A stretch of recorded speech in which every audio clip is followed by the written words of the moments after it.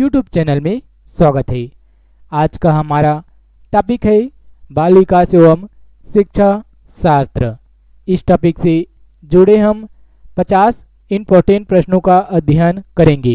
इससे पहले हमने 50-50 प्रश्नों के 4 और वीडियो का अध्ययन कर चुके हैं। यदि आपने उसका अध्ययन नहीं किए हैं तो डिस्क्रिप्शन बॉक्स में उसका लिंक दिया गया है, वहां से आप बाकी के जो इससे पहले के 200 प्रश्न हैं उसको अध्ययन करना चाहेंगे तो डिस्क्रिप्शन बॉक्स में लिंक है, वहां से अध्ययन कर सकेंगे। आज के इस वीडियो में हम आगे के और 50 प्रश्नों का अध्ययन करते हैं। इसमें सबसे पहला प्रश्न है, छात्रों को मनोवैज्ञानिक दंड किस प्रकार किया जाता है? इसका सही आंसर है उपरोक्त सभी। अर्थात छात्रों को मनोवैज्ञानिक दंड गलती करने पर नंबर काट दिए जाते हैं, ये भी सही है। गलती करने पर कक्षा में बेंच पर खड़ा कर दिया जाता है, ये भी सही है। ये दंड दिए जाते हैं, ऐसा है। और इंटरवल में उसका समय काट दिया जाता है, जो लघु अवकाश होता है उसमें।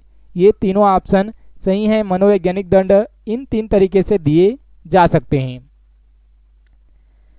अगला प्रश्न है, कक्षा में विद्यार्थी को अपमानित करना किस प्रकार का दंड है? आप यदि बाल विकास से जुड़े थ्योरी का अध्ययन करते होंगे तो आपको इसका आंसर जरूर पता होगा। कक्षा में विद्यार्थी को अपमानित करना किस प्रकार का दंड होता है? तो इसका सही आंसर है पहला ऑप्शन, मनोवैज्ञानिक दंड होता है। पहला ऑप्शन इसका सही आंसर है। 203वां प्रश्न है, अर्थात इस वीडियो का तीसरा प्रश्न है, छात्रों द्वारा गलती करने पर नंबर काट लेना किस प्रकार का दंड है? इसका सही आंसर है बी ऑप्शन, मनोवैज्ञानिक दंड। इसका तीसरा ऑप्शन सही आंसर है। आज का चौथा प्रश्न है, विद्यार्थी के अगर क्लास के बाद रोक कर काम कराया जाता है तो किस प्रकार की दंड श्रेणी में आती है? तो इसका सही आंसर है श्रम का दंड श्रेणी। आप ध्यान देंगे, हमने मनोवैज्ञानिक वाला देखा था 2-3 वीडियो, तो इसका आंसर मनोवैज्ञानिक नहीं होगा। रोक कर काम कराया जा रहा है, इसलिए काम को हम श्रम भी कहते हैं। श्रम करना, तो ये श्रम का दंड श्रेणी प्रकार का दंड है। इसी तरह आज का 5वां प्रश्न है, छात्रों को विधि के अनुसार दंड किस परिस्थितियों में दिया जाता है? इसका सही आंसर है बी ऑप्शन, जब वह ऐसा कार्य करता है जिससे समाज को हानि पहुंचता है तो दंड किस परिस्थितियों में दिया जाता है, ये यहाँ देख सकते हैं। आज का 6वां प्रश्न है, किस काल में शारीरिक दंड कक्षा प्रणाली का अविभाज्य अंग था? तो इसका सही आंसर है बी ऑप्शन, मध्यकालीन में शारीरिक दंड कक्षा प्रणाली का अविभाज्य अंग था। बी ऑप्शन इसका सही आंसर है। 207वां प्रश्न है, शारीरिक दंड के विरोध हैं। इसका सही आंसर है ए और बी दोनों, शिक्षा शास्त्री और मनोवैज्ञानिक। शारीरिक दंड के दोनों विरोधी हैं, शिक्षा शास्त्री और मनोवैज्ञानिक। 208वां प्रश्न है, अर्थात इस वीडियो का 8वां प्रश्न है, दंड देने के समय किन किन बातों का ध्यान रखना चाहिए? इसका सही आंसर है उपरोक्त सभी। अर्थात छात्रों को दंड देते समय इन तीनों बातों का ध्यान रखना चाहिए। इसमें कहा गया है, दिया जाने वाला दंड अपराध के अनुरूप होना चाहिए। दूसरा दिया हुआ है, दंड की मात्रा अपराध के अनुरूप होनी चाहिए। और तीसरा दिया हुआ है, दंड छात्र के शारीरिक और तथा मानसिक स्थिति के अनुसार होना चाहिए। आज का 9वां प्रश्न है, निम्नलिखित में से गलत है। इनमें से कौन सा गलत है, ये हमें सिलेक्ट करना है। इसका सही आंसर है बी ऑप्शन, दंड की मात्रा अपराध के अनुरूप नहीं होनी चाहिए, ये गलत है। बाकी जो 3 ऑप्शन दिए हुए हैं ये तीनों सही हैं। 210वां प्रश्न है, अर्थात 10वां प्रश्न है आज का, दंड से क्या लाभ है? तो इसका सही आंसर है ए और बी दोनों, अर्थात सी ऑप्शन। अनुशासन कायम रहता है दंड देने से और छात्रों में सुधार देखे जाते हैं। ये लाभ होते हैं दंड के। दूसरा दिया हुआ है अगला प्रश्न 11वां, दंड से हानियां क्या होती है? कुछ न कुछ लाभ होता है तो कुछ न कुछ हानियां भी होती है, तो इनके हानि में आते हैं ए और बी दोनों। दंड का प्रभाव स्थायी नहीं होता है। कुछ विद्यार्थी दंड के अभ्यस्त भी हो जाते हैं। इसका दोनों ऑप्शन सही हैं हानि में। 12वां प्रश्न है, दंड से विद्यार्थी को क्या लाभ होता है? इसका सही ऑप्शन है ए और बी दोनों।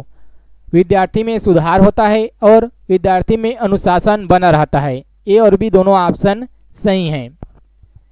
13वां प्रश्न है, विद्यार्थियों के लिए वर्तमान समय में सर्वाधिक उत्तम दंड क्या हो सकता है?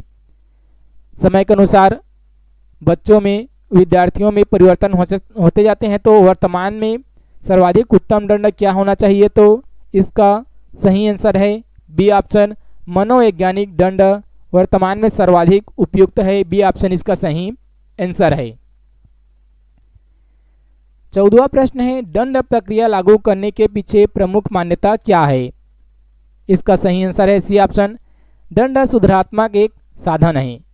15वां प्रश्न है, किसका कहना है कि दंड एक प्रकार की सामाजिक निंदा है जिसमें आवश्यक नहीं है कि पीड़ा या कष्ट सम्मिलित हो? इसका सही आंसर है सदरलैंड का कथन था कि दंड एक प्रकार का सामाजिक निंदा है जिसमें आवश्यक नहीं है कि पीड़ा या कष्ट सम्मिलित हो। 16वां प्रश्न है, छात्रों को उत्तम कार्य के लिए प्रेरणा प्रदान करने वाला साधन है? तो इसका सही आंसर है पुरस्कार। छात्रों को पुरस्कार देने से उनमें कार्य के लिए प्रेरणा और प्रदान की जाती है और उनमें उत्साह बना रहता है। 17वां प्रश्न है, थार्नडाइक का कौन सा नियम दंड से संबंधित है? तो इसका सही आंसर है थार्नडाइक का प्रभाव का नियम दंड से संबंधित है। 18वां प्रश्न है, दंड के उद्देश्य है? तो इसका सही आंसर है ए और बी दोनों। दंड के द्वारा उस क्रिया को नष्ट करना और भविष्य में उसकी पुनरावृत्ति न हो और रोक लगाना। इसके अलावा दूसरा है, दंड मिलने वाले का सुधार करना दंड के उद्देश्य होते हैं। 19वां प्रश्न है, किसका कहना है कि दंड वह साधन है जो अवांछनीय कार्य के साथ सुखद भावना को संबोधित करके उसे दूर करने का प्रयास करता है? इसका सही आंसर है थॉमसन द्वारा ये कथन कहा गया था। अगला है 20वां प्रश्न, दंड है? तो इसका सही आंसर कौन कौन सा दंड है? तो इसका पहला ऑप्शन सही है, किसी व्यक्ति द्वारा की गई गलती या अपराध के बदले में उसको पीड़ा देना या क्षति पहुंचाना ही दंड कहलाता है। बेवजह मारना दंड नहीं होता है। 21वां प्रश्न है, दंड का सुधार विषयक उद्देश्य है? तो इसका सही आंसर है पहला ऑप्शन, व्यक्ति का सुधार करना 121वें प्रश्न का सही आंसर है। 22वां प्रश्न है, दंड का प्रतिरोध एवं प्रतिशोध विषयक उद्देश्य है? तो इसका सही आंसर है बी ऑप्शन, ऐसा दंड जिससे व्यक्ति के नियम विरोधी कार्यों पर रोक लगाई जा सकती है। 23वां प्रश्न है, दंड का परिणाम संबंधी उद्देश्य है? तो इसका सही आंसर है बी ऑप्शन, दंड इस दृष्टि से दिया जाना चाहिए ताकि व्यक्ति को यह जानकारी हो जाए कि उसके कार्य का परिणाम दूसरे के लिए बुरा हो सकता है। बाल विकास में आप देखेंगे तो जो ज़्यादा लंबा ऑप्शन में दिया रहता है वो अधिकतर सही होते हैं, लेकिन जरूरी नहीं है कि एकदम सही हो, लेकिन ऐसा कई बार देखा गया है कि जो लंबा ऑप्शन होता है वो ज़्यादातर सही होते हैं। 24वां प्रश्न है, दंड देने के क्या कारण होते हैं? तो इसका सही आंसर है डी ऑप्शन, उपरोक्त सभी कारण हो सकते हैं। पहला दिया हुआ है, यदि विद्यार्थी शिक्षक कार्य में रुचि न लेता हो, यदि विद्यालय के नियम की अवहेलना करता हो। तीसरा है, विलंब से कक्षा में आने पर। ये तीनों कारण हो सकते हैं दंड देने के। 25वां प्रश्न है, विद्यार्थी को कब दंड दिया जाता है? इसका सही आंसर है, जब वह अनुशासन भंग करता हो तो उन्हें दंड दिया जाता है। यदि वो खेलता है तो नहीं, खेल के समय खेलेगा, और पढ़ने के समय पढ़ेगा, तो ऐसा नहीं होगा। सी ऑप्शन इसका सही आंसर है। जब वह अनुशासन भंग करता है तब उन्हें दंड दिया जाएगा। 26वां है, विद्यार्थी शिक्षक के साथ बुरा व्यवहार करता है तो उनके साथ दिया जाता है। इसका सही आंसर है ए ऑप्शन, उनके साथ उन्हें दंडित किया जाता है। पहला ऑप्शन इसका सही है। यदि वो बुरा व्यवहार करते हैं तो उन्हें पुरस्कार तो नहीं दिए जाएंगे, इसका तो पहला ये ऑप्शन इसका सही है। 27वां प्रश्न है, अच्छे विद्यार्थियों का गुण है। जो अनुशासन में रहते हैं वो अच्छे विद्यार्थी का गुण है, और जो पढ़ाई करते हैं वो भी अच्छे विद्यार्थी का गुण है, इसलिए इसका ऑप्शन सी सही है, ए बी दोनों। 28वां प्रश्न है, शरारती छात्रों के साथ शिक्षक का व्यवहार किस प्रकार का होना चाहिए। बाल विकास और शिक्षा शास्त्र से बीएड एग्जाम, डीएड एग्जाम जो कि प्री होते हैं विभिन्न राज्यों में, central TET exam, state TET exam, चाहे वो छत्तीसगढ़, मध्य प्रदेश, राजस्थान, उत्तर प्रदेश, कोई भी राज्य का टेट एग्जाम हो, सभी एग्जाम में बाल विकास से प्रश्न पूछे जाते हैं। इसके अलावा जो शिक्षक भर्ती होती है उसमें भी बाल विकास और शिक्षा शास्त्र से कई सारे प्रश्न पूछे जाते हैं, इसलिए ये बहुत ही इंपॉर्टेंट होता है कि पहले इन प्रश्नों का अध्ययन किया जाए और ज़्यादा से ज़्यादा प्रैक्टिस सेट का अध्ययन किया जाए। 28वें प्रश्न का सही आंसर है विनम्र किंतु दृढ़। 29वां प्रश्न है, वर्तमान में निजी प्राथमिक विद्यालयों में शिक्षा प्रारंभ करने के लिए न्यूनतम आयु सीमा है, तो इसका सही आंसर है 3 वर्ष। ध्यान देंगे, वर्तमान में निजी प्राथमिक विद्यालयों में शिक्षा प्रारंभ करने के लिए न्यूनतम आयु वर्ष 3 वर्ष निर्धारित की गई है। 30वां प्रश्न है, प्लेटो ने निम्नलिखित स्वलिखित पुस्तक में से किस पुस्तक में अपनी शिक्षा पद्धति का विशद वर्णन किया है। थोड़े से धुंधले दिख रहे होंगे लेकिन आप पढ़ सकते हैं। वीडियो का जो क्वालिटी होता है उसको बढ़ाएंगे तो आपको इसमें क्लीन दिखेगा। इसका सही आंसर है रिपब्लिक। रिपब्लिक नामक पुस्तक में वर्णन किया गया है।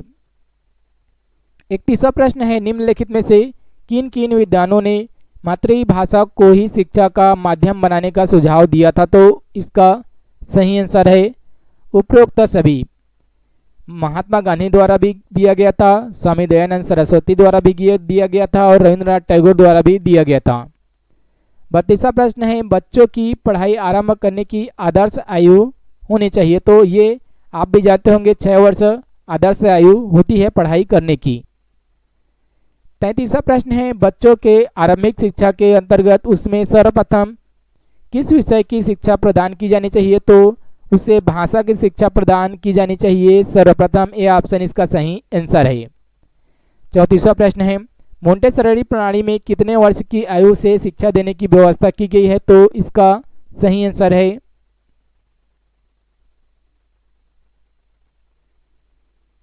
3 वर्ष। मोंटेसरी शिक्षा प्रणाली में 3 वर्ष से शिक्षा देने की व्यवस्था की गई थी। 35वां प्रश्न है, प्राथमिक शिक्षा का माध्यम होना चाहिए, तो इसका सही आंसर है मातृभाषा।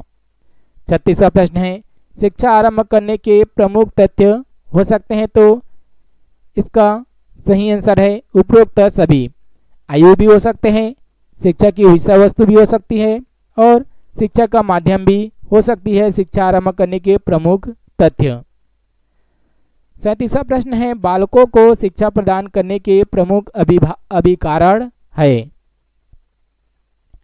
तो इसका सही आंसर है डी ऑप्शन, परिवार या पालनघर या स्वयंसेवी शिक्षण संस्थान हो सकते हैं। 38वां प्रश्न है, बच्चों की प्रारंभिक शिक्षा प्रारंभ होती है। 38वें प्रश्न का सही आंसर है परिवार से। बच्चों की प्रारंभिक शिक्षा परिवार से ही प्रारंभ होती है। 39वां प्रश्न है, साधारणतः किस आयु में बच्चे का मानसिक स्तर तर्क एवं चिंतन लायक हो जाता है, तो 6 वर्ष में ये तर्क और चिंतन लायक हो जाते हैं और उन्हें स्कूल में भर्ती कराया जाता है साधारणतः। 40वां प्रश्न है, संविधान के किस संशोधन के द्वारा 6 वर्ष से 14 वर्ष के उम्र के बच्चों की शिक्षा को अनिवार्य कर दिया गया है, तो इसका सही आंसर है 93वां संविधान संशोधन से। बी ऑप्शन इसका सही है। 41वां प्रश्न है, किंडरगार्टन शिक्षा प्रणाली के जनक है। आपने यदि पुराने वीडियो का अध्ययन किया होगा तो आप इसका आंसर जानते ही होंगे। इसका सही आंसर है पहला ऑप्शन, फ्रेडरिक फ्राबेल, जो कि किंडरगार्टन शिक्षा पद्धति के जनक है। 42वां प्रश्न है, मोंटेसरी शिक्षा प्रणाली के जनक है। आप इसको कमेंट बॉक्स में कमेंट जरूर करें। हमने इस पिछले वीडियो में इसका अध्ययन किए हैं कि कौन सी शिक्षा प्रणाली को की जनक कौन है। 43वां प्रश्न है, गांधी के मतानुसार कितने वर्ष तक बालक को अनिवार्य शिक्षा प्रदान करनी चाहिए। आप आंसर को गैस भी करेंगे और जो क्वेश्चन आपको पूछ रहे हैं उसको आप कमेंट बॉक्स में कमेंट करके जरूर बताएं और आप ज़्यादा से ज़्यादा तैयारी करें। बाल विकास और शिक्षा शास्त्र के प्रश्नों का ज़्यादा से ज़्यादा अध्ययन करें। इस प्रश्न का सही आंसर है 8 वर्ष महात्मा गांधी द्वारा कहा गया था। हालांकि सामान्यतः जो होता है वो 6 वर्ष होता है। 44वां प्रश्न है, विद्यालय की विशिष्ट पोशाक के फलस्वरूप विद्यार्थियों में संचरित होती है। आप जानते होंगे हर विद्यालय के अलग अलग पोशाक अर्थात ड्रेस होता है और उसके फलस्वरूप विद्यार्थियों में संचरित क्या होता है ये हमें बताना है इस प्रश्न में। तो इसका सही आंसर है उसमें ऊर्जा संचरित होती है। 45वां प्रश्न है, विद्यार्थियों द्वारा सुनिश्चित पोशाक अपनाने के पीछे मूल भावना होती है।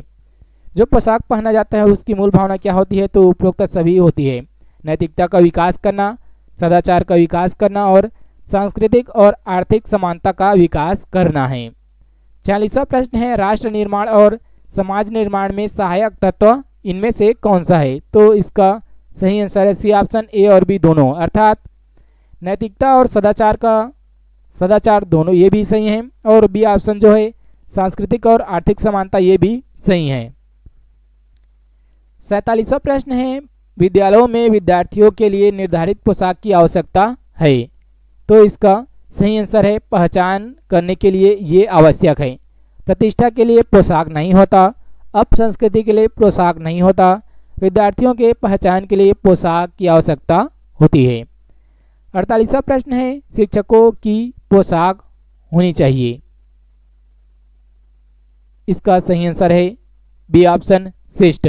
आधुनिक सामान्य नहीं के बजाय इसमें जो बाल विकास में आते हैं वो अलग अलग टाइप के ही प्रश्न रहते हैं। इसका सही आंसर है शिष्ट पोशाक होनी चाहिए शिक्षकों की। 49वां प्रश्न है, विद्यालयों में सभी छात्रों द्वारा एक जैसी पोशाक पहनने से विद्यार्थी में क्या आता है ये इसमें बताना है। तो इसका सही आंसर है डी ऑप्शन, उपरोक्त सभी। राष्ट्र प्रेम की भावना विकसित होती है, समानता की भावना विकसित होती है, एकता की भावना विकसित होती है। 50वां प्रश्न है, विद्यार्थियों में सांस्कृतिक मूल्यों की स्थापना के लिए आवश्यक है। तो इसका सही आंसर है पहला ऑप्शन, सभी छात्र छात्राओं के लिए एक समान पोशाक विद्यार्थियों में सांस्कृतिक मूल्यों की स्थापना के लिए आवश्यक है। हमने देखा बाल विकास और शिक्षा शास्त्र से जुड़े 50 इंपॉर्टेंट प्रश्नों को। यदि जानकारी आपको अच्छे लगे तो लाइक जरूर करेंगे। यदि आपने हमारे यूट्यूब चैनल को अभी तक सब्सक्राइब नहीं किए तो सब्सक्राइब करेंगे और इसी तरह के नए नए वीडियो का नोटिफिकेशन पाने के लिए सब्सक्राइब बटन के बगल में स्थित नोटिफिकेशन के बटन को भी दबा देंगे। नोटिफिकेशन के बटन को दबाने का लाभ ये होता है कि आगे जब भी वीडियो अपलोड की जाएगी तो आपको उसका लाभ मिल सकेगा। ये जो 50 प्रश्न अध्ययन किए गए हैं वो बीएड एग्ज़ाम, डीएड एग्ज़ाम जो कि प्री एग्ज़ाम स्टेट द्वारा लिए जाते हैं, TET exam, central TET exam, state, कई सारे एग्ज़ाम के लिए बहुत ही इंपॉर्टेंट होते हैं। यदि जानकारी आपको अच्छा लगे तो लाइक ज़रूर करें।